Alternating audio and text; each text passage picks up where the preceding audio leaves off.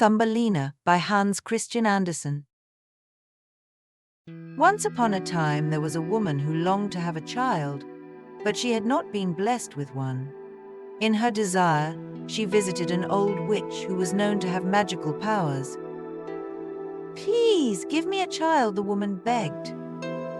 The witch smiled kindly and handed her a tiny seed. "Plant this seed in a flower pot and tend to it carefully. You will soon have your heart's desire."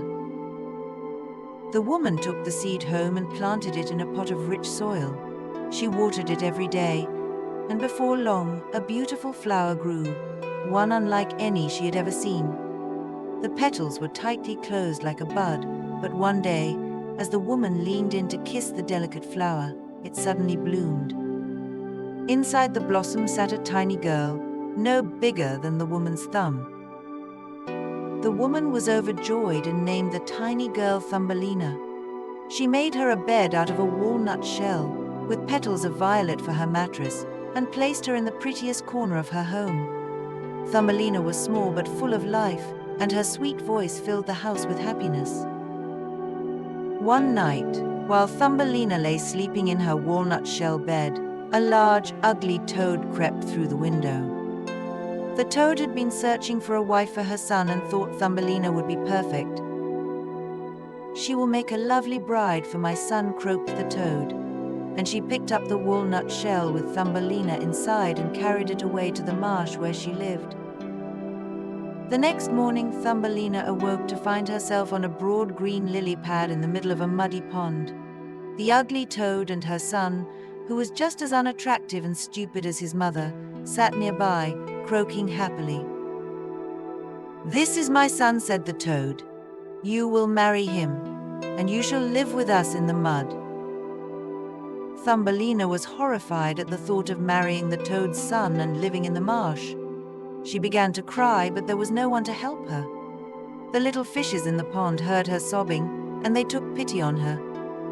They nibbled at the stem of the lily pad until it broke free, and Thumbelina floated away, carried by the current. Thumbelina floated down the stream, past many beautiful places. Birds sang in the trees and butterflies fluttered around her. She admired the beauty around her but was still sad and lonely. She wished she could find a place to call home. As she floated, a beautiful white butterfly fluttered down and landed on the lily pad beside her. Thumbelina tied her ribbon around the butterfly, and it began to pull her along, further down the stream. Just as she began to feel hopeful, a large beetle swooped down and snatched her off the lily pad, carrying her high into a tree. The beetle admired her and thought she was the prettiest thing he had ever seen, but the other beetles soon gathered around and began to criticize her. "She has only 2 legs," they said, "and no antennae. How ugly." The beetle, feeling embarrassed by his companion's remarks, set Thumbelina down on a large daisy and flew away, leaving her all alone again.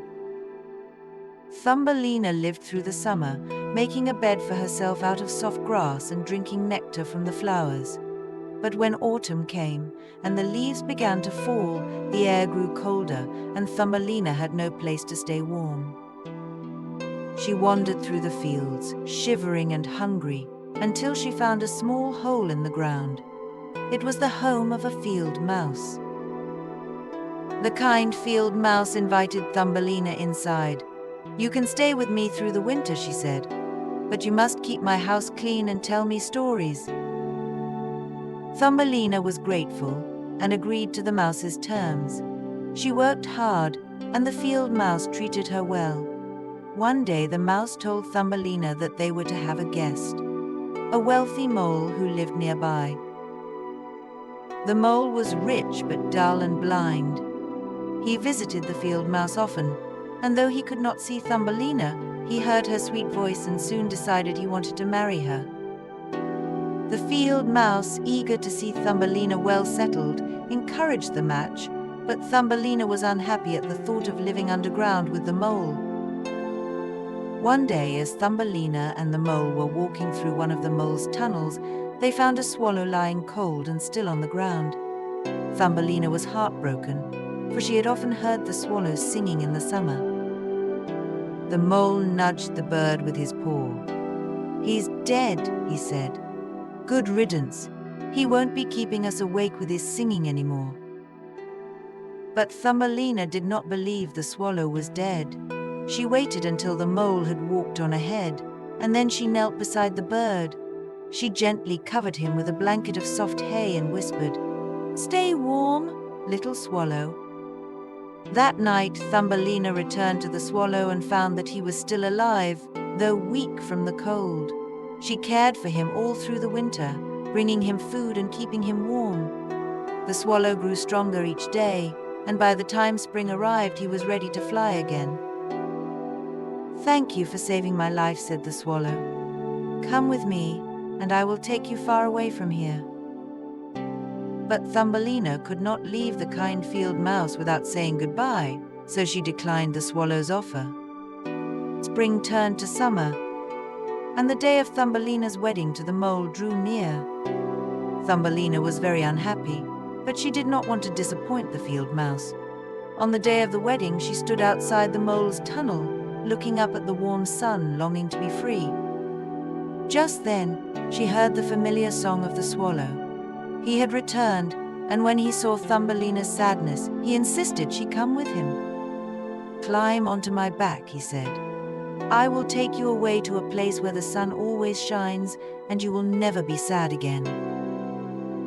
Thumbelina climbed onto the swallow's back, and they flew away over fields and forests until they reached a beautiful land where the sun always shone and the flowers bloomed all year round. The swallow carried Thumbelina to a meadow where he gently set her down on a large white flower. As Thumbelina looked around, she saw that the flower was home to a tiny prince, no bigger than herself, with delicate wings and a golden crown. The prince was enchanted by Thumbelina's beauty and grace, and he asked her to be his queen. Thumbelina was overjoyed, and she agreed. The prince gave her a pair of delicate wings so that she could fly, and they lived happily ever after in the land of the flowers. As for the swallow, he flew back to his nest, and whenever he returned to Thumbelina's kingdom, he would sing her praises and tell the story of her adventures. And so Thumbelina found her true home at last, in a land of warmth, beauty, and love. If you enjoyed this story, when you awaken, please give it a thumbs up and subscribe to our channel for more magical tales. Don't forget to hit the notification bell so you never miss an adventure. Sweet dreams, and see you in the next story.